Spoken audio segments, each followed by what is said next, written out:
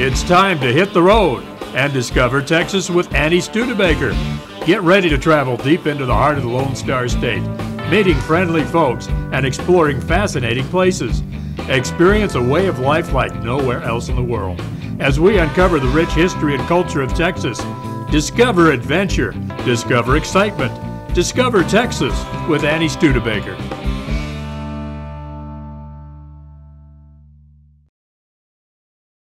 Taxidermy is the art of preparing, stuffing, and mounting the skins of animals for display. I've always wondered what the process was to preserving these animals.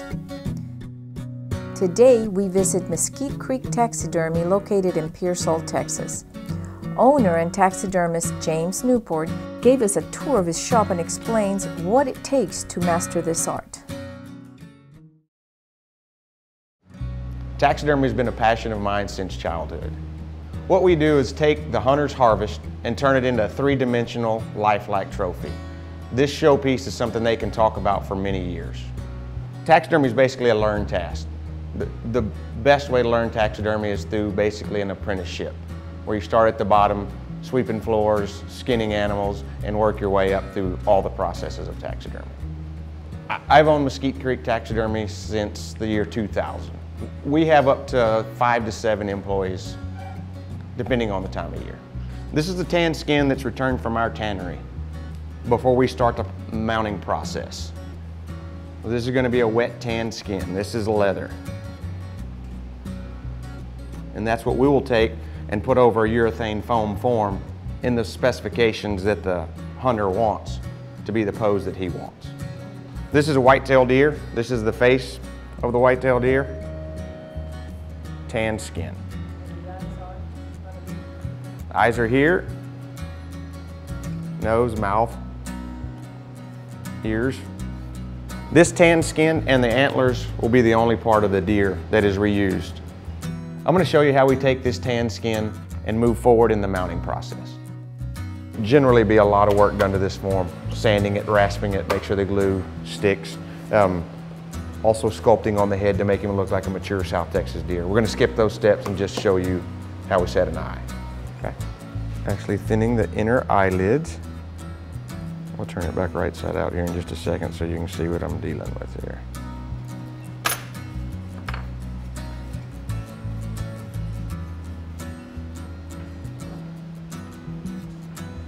This will be the skin that's tucked in the mounting process.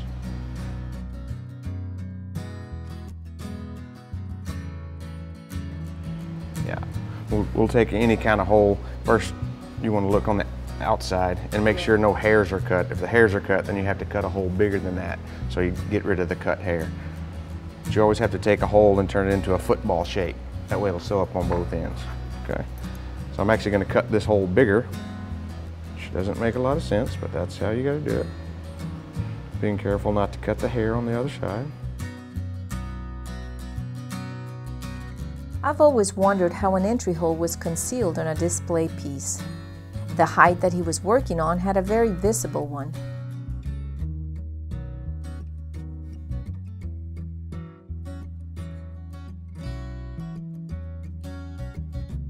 So when somebody shoots an animal, they bring him to you immediately then?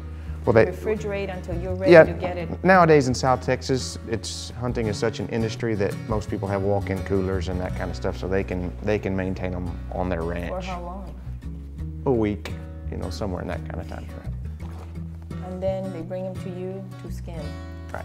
So you do that though? And then you send the hide off? Yes, and then we send the hide off to a professional tannery to be tanned. And we have a meat processor next door that they process the meat for them. They want jerky or sausage or whatever they want. So.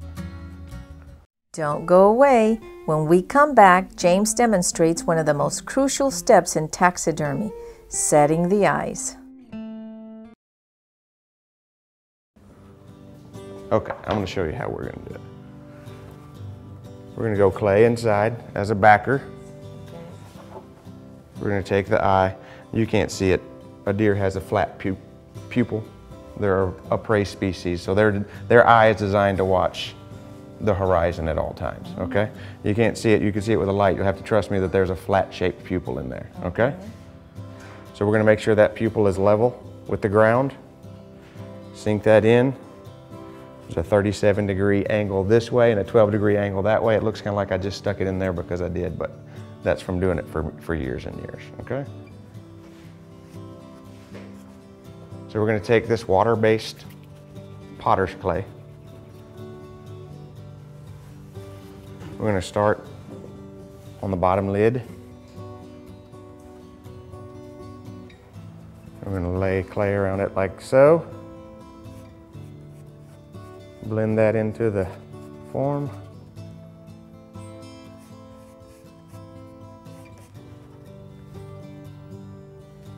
I'm going to take a little larger roll of clay. And start with the top. We're going for a very relaxed expression. We want the deer to look like he's in a calm, natural state of living in the world. Since taxidermy takes hours and hours of work, we decided to just demonstrate how the eyes are set. Keep in mind that there are plenty more steps to take prior to setting the eyes.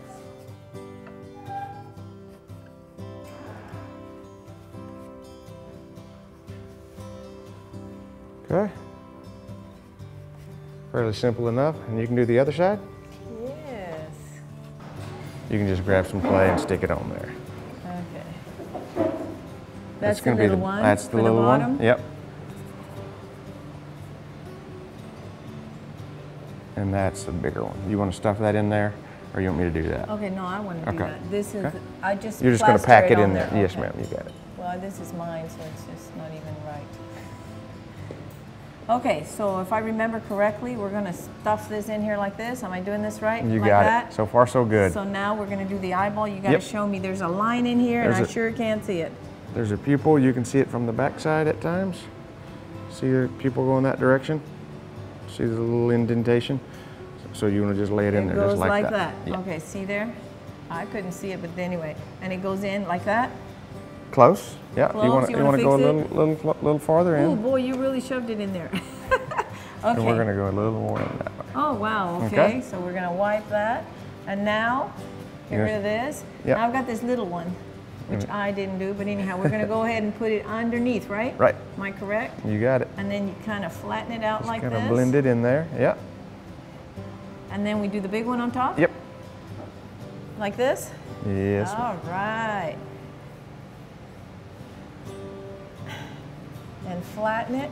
Oh, you said we were going to give it this look. A little bit of relaxed, comfortable. Relaxed, comfortable look. Wow. What do you Now think? what? You better fix it up. Did she get it? Did I get it about the same? Let's look. Not even. How sad. I'm going to have to move this down a little bit. There is a corner here. My goodness, this is going to take a lot of fixing.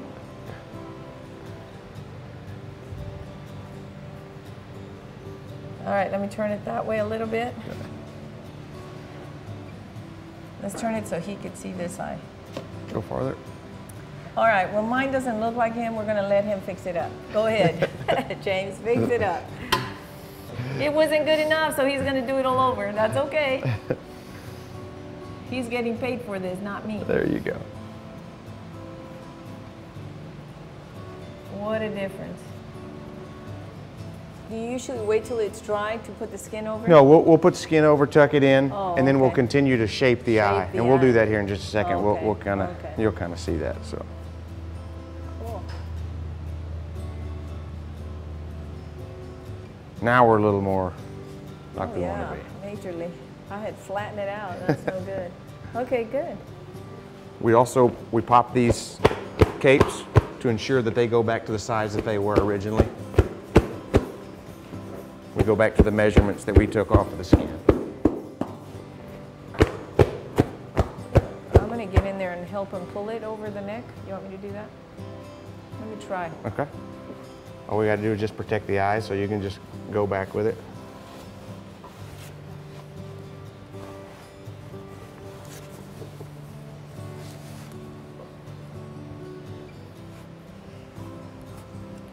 And I'll take a little bit of glue and put over this. This is just a water-based glue, so it's going to dry just like the clay, just depending on the environment. But it's going to let the skin stick to it? Right. It's going to be... remove it. I am. Oh. It's not that quick. Okay. We're gonna set the eye. I don't know how technical you want to get over here, but You need to pull this down some? it's not really going to matter. I mean, Oh, it's just going to really? be for looks. I mean, we would. Oh, you would Yeah, later yeah. on, okay. Oh, see, that's much easier. Okay, it'll stretch to fit. Okay. This is also doesn't necessarily fit this form. I'm just showing you for an I see, example. okay. So we can pin these ears back so it doesn't look quite as much like a donkey if you guys want. Yeah, it's starting to look like a donkey now. Yeah, every time I do something for there's kids, the eye. I tell them, you guys don't know me, but you're going to have to trust me. He's not going to look like a donkey forever. So. And why are you wetting it? Just to keep it moist so it'll flow, so it's a little easier to work with the skin. We're going to start with the skin in the front corner. You're going to tuck it under the clay. You're going to tuck Yeah, this. it's going to, that's what you call it. You call tucking that skin, okay? So we're going to start at that front corner, which is the cornicula or the caruncle. We're going to start in that front corner, tuck it into the front. We're going to come to that back edge, straight to the back and go towards the back and the bottom. Right now, I'm not worried about what it looks like. I'm just trying to get all that skin tucked underneath there, okay? Oh, interesting.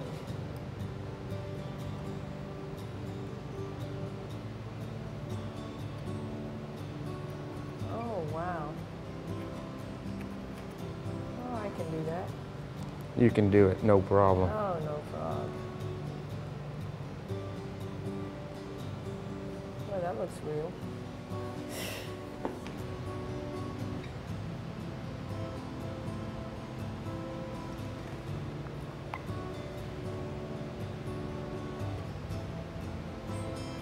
Oh, wow.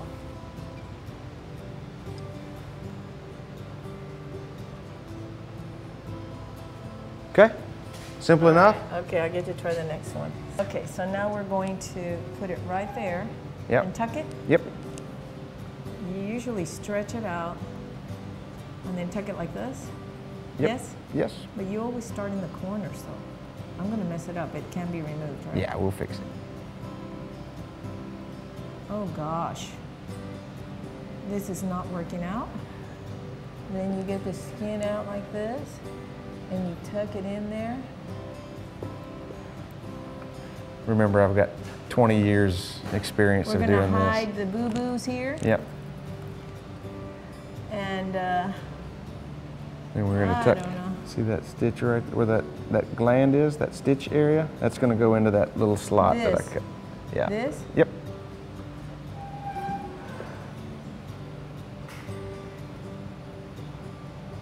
Oh, it's got eyelashes. Yep. This does not look like the real thing, but we're going to say it does. We're going to put a little, you do this, right? Yep. Hey. You got it. You nailed it. That's all I'm doing. It looks terrible. Anyhow, okay, that's cool. I know my eye does not look like his eye, but anyway, I tried. Look at that. It's so terrible.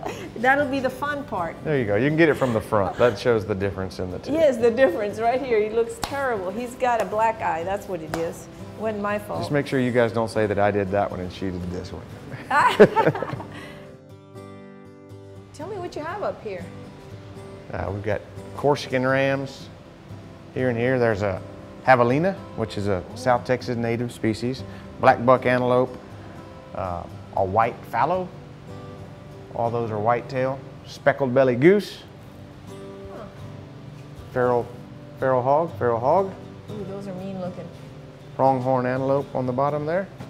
Huh, antelope. From West Texas and out west. Interesting. So how long does the process take to mount something like this? Okay. Let's say this. The taxidermy process for a shoulder mount takes between 10 and 15 hours. But there's a lot of stages in that 10 to 15 hours. So it's not a 10 to 15 hour job. There's lots of little steps from skinning to salting to drying to tanning to prepping to mounting to drying again to finish work. So there's a lot of steps that go. So the salting is not part of the tanning? No. Oh, see, I thought it was. Oh, I'm learning. Okay, interesting. And okay, so all these, I guess you have to buy all these, are they acrylic eyes? They're glass eyes. Glass eyes, and different sizes. Different sizes, different shapes, different colors. Yeah. So what were you telling me about the eyeball is, the deer's eyeball is different? All prey species, not all prey species, but lots of prey species have a flat pupil, an elongated pupil, like that. Oh, They have developed a characteristic where they hold that eye at this level where the pupil's covering the horizon at all times. So when they go down to feed, their pupil stays at the same level so they can watch a broader spectrum of what's happening around. Wow, they're like having a built-in GoPro camera, isn't it? You got it, you got it. Interesting. Why the paper in their nose? Okay, that's to hold the skin where we left it. We sculpt the inside of that nose to be an anatomically correct nostril, and then we tuck that skin inside there. So we want the skin to stay where we left it, so it dries that way. Wow, so the nose is actually the real animal. Yes, that's real skin, sure is. Oh, interesting. You know, I've noticed that the mounts over the years have changed. They used to all have wood in the back. Right. So is this a new thing? No, it's just, it's a swing, I guess, in our industry. Back 25 years ago, there were 75% had plaques. Now it's down to about 5%. It's an additional cost. I don't know if that's what's led our industry away from it or the look. I don't know. It's a good swing then. Yes. In the industry. Right, exactly. Yeah, exactly. I like it. It looks more natural. Yeah, and more of a flow. I like that. What do you do about getting this in the form? The legs, are they? They're all cut. There's a seam that goes up the back of the legs to allow us to get him on there. And then you just glue it on right. the leg. Glue it and sew it. And you, of course, the form has to fit, so that's a big part of it. Well, seems to be like a tough job, because how do you know if you haven't seen the animal, or have you? No, but we have the skin. So we can take have measurements off the skin and test fit him so he'll fit that form. How much does the skin shrink? How much does the skin shrink, you know, after tanning? It's not going to shrink. It is going to draw up, but we'll pop it out. We'll stretch it back to its original size. So it's important that you keep it damp until you put it on the form, right? Yeah, I felt that one. That one was pretty damp. Anytime you start dealing with a life size, it gets more difficult because you have more aspects that have to fit. If you're off in one area, that's going to throw you off in another area, it's going to throw you off in another area. So anytime you start dealing with a life size, that's going to be more difficult than, say, a shoulder mount. Okay, the shoulder mount. That's all the rest of it. The teeth. Tell me about the teeth. Are they real? Yes, they can be. We also use artificial teeth. So it just depends on what the customer wants. If he wants bigger teeth, then we use artificial teeth. And what are the artificial teeth made out of? They're a plastic. Plastic. Yeah. Tongue? How about the tongue? Also a plastic. Really? Yeah. I thought you'd keep the tongue in formaldehyde and then stick it on there. No, I'm just kidding. No formaldehyde anymore. That was huh? That was the old days. That's bad for you. Oh, they used to do it? They used to use a lot of formaldehyde, a lot of harmful chemicals. And nowadays that we realize some of those things are bad for you, we use a lot safer materials. Products. So you have big freezers here to store all these animals? Yes, we do. Although everything's tanned, it still has to be maintained frozen in the tan state so no bacteria can grow. So we do have lots of freezers. So you don't do fish then, because that's just totally... We do fish, but it's pretty rare. There's very little fishing industry in our area. South Texas is not exactly a hotbed for fishing. But the fish is not the real fish. We still do skin mounts, but You do? but the taxidermy industry has swayed more to a replica or a reproduction of fiberglass mold. So you catch your fish, you take measurements and take pictures, give those to us, and then we'll make you a replica of that fish. This is the finishing process where we fill in all the eyes and the nose and add a mouth to it, and then paint them like that one is, so they look natural and real. Oh, interesting. That's right, you got to paint the inside of the nose and the eye. Because that's all the form in there, so it's discolored. It doesn't look natural. So you don't want this clay to show and make it look natural. We'll end up painting it with the different paints and then filling it into the brown, and it makes it look a lot natural. Huh, you're done with the nose, right? Well, yeah, I just clayed it. Yeah. Well, it looks good now. This is interesting. When we return, Carla Newport explains the business side of running Mesquite Creek Taxidermy. Then we get to see a little demonstration of a javelina being skinned for display. And later, James shows us some of the displays he and his team entered into competition.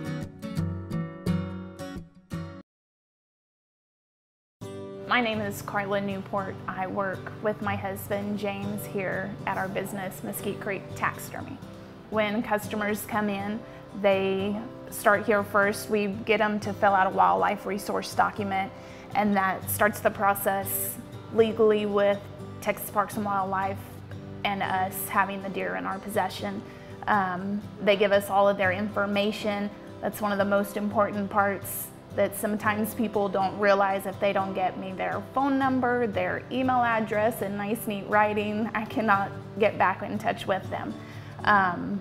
The second most important part is giving us as much detail as they can, what they want their animal to look like, what they want their trophy to end up looking like at home, its turn in their house, if they wanted a left or a right.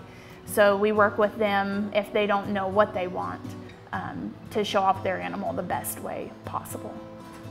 After they fill out their information sheet, the wildlife resource document, we tag their horns, we tag their cape. We make sure we know where everything is at each time. The horns are in one place, the capes are in one place until it's their time to be worked on. My name's Lane Adams. Okay, Lane, what are you doing here? Tell me. I'm skinning this javelina for a shoulder mount. Here, this is my first one, but living with my dad on the ranch, I did a bunch of these with deer and hogs. I'm going to end up putting this in the freezer, and then we've got other people that mount them, and then other people that finish them, and then they get shipped off to the owners. On this mount, this is a competition mount. I just wanted to incorporate the South Texas cactus with it.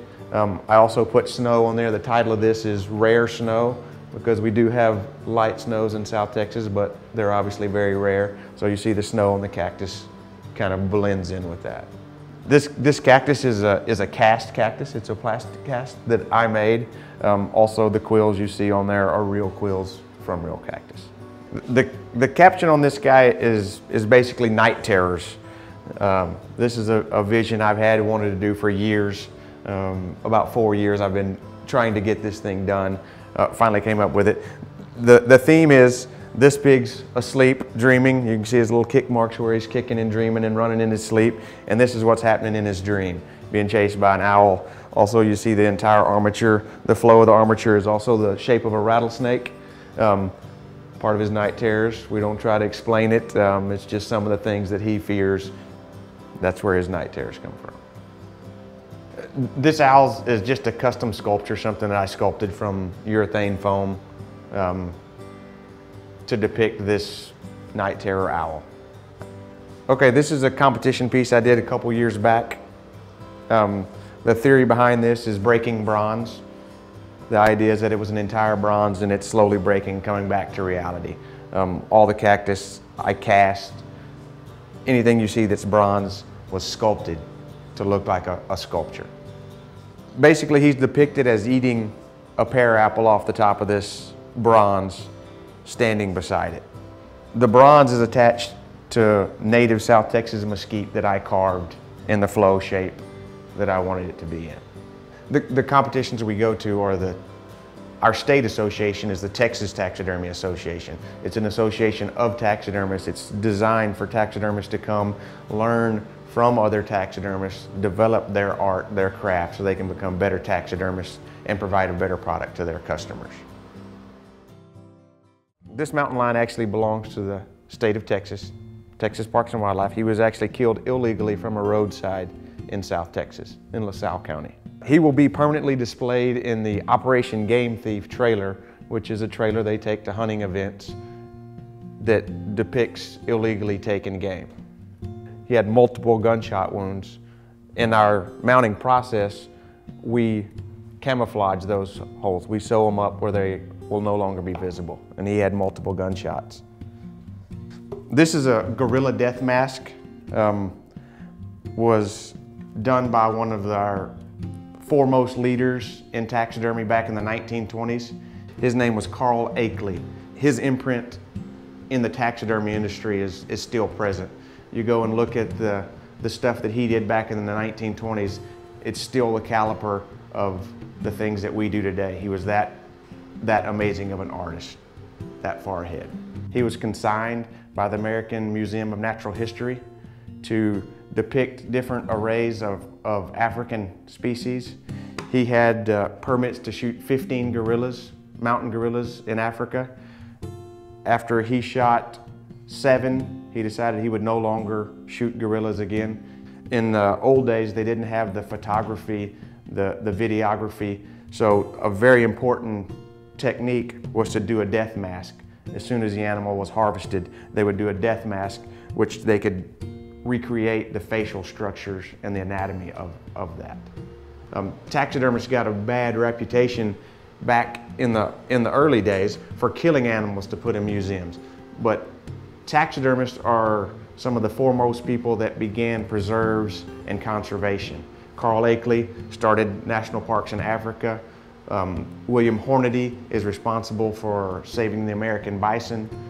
He was also a taxidermist. So taxidermists got a bad reputation for some of the things that people perceived they were doing, but they didn't realize what else the taxidermists were doing.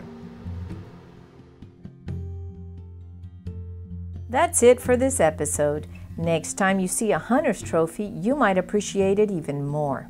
The hard work, long hours, and skill involved in making these works of art look realistic is astounding. If you're ever in Pearsall, Texas, and you've just returned from your hunting trip, make sure to stop by Mesquite Creek Taxidermy.